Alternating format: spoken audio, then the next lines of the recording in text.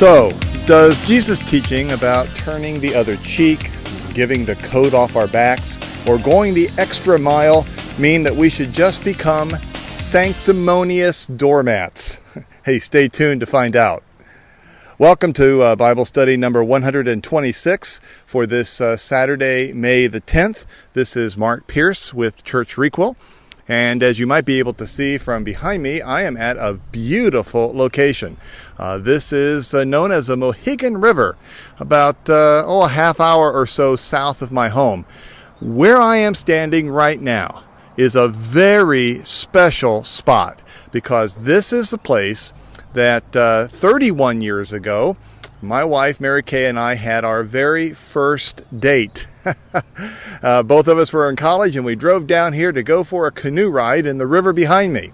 And then about 9 months later or so, in January of 1979, I asked her on this spot, with one knee down in the snow, if she would marry me.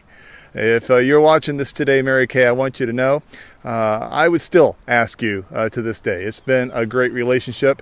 And for our watchers and listeners, I think on most days she'd still say yes. Well, let's get to our study, shall we? Let's take a look at Matthew chapter 5. And just to kind of put us into the right perspective, I'm going to read the whole passage from verse 38 to 42. You have heard that it was said, an eye for an eye and a tooth for a tooth. But I say to you, do not resist the one who is evil, but if anyone slaps you on the right cheek, turn to him the other also.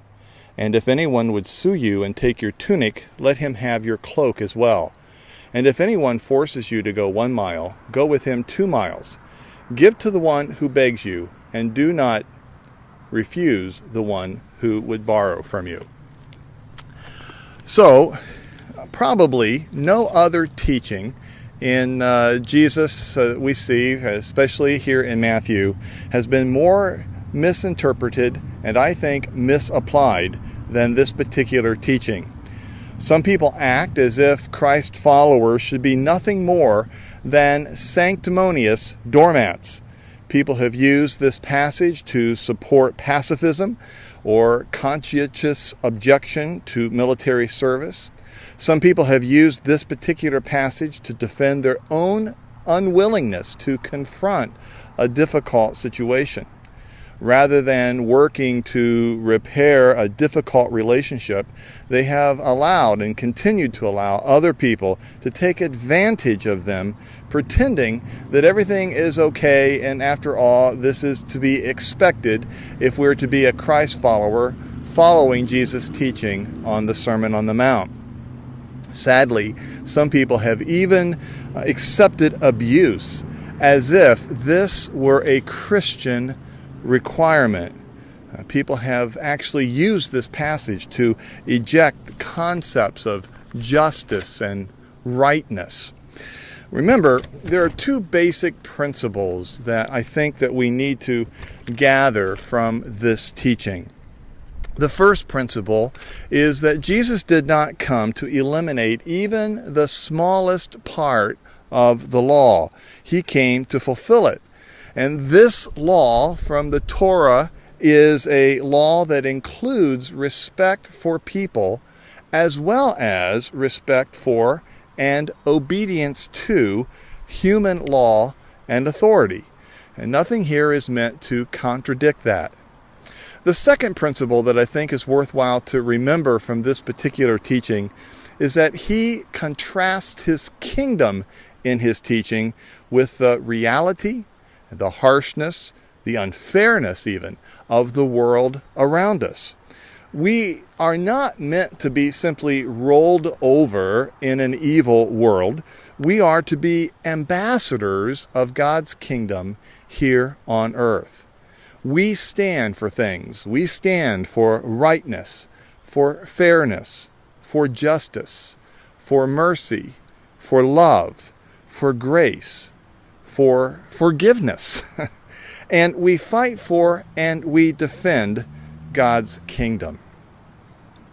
What Jesus made very clear is that our weapons are very different than the weapons of the world.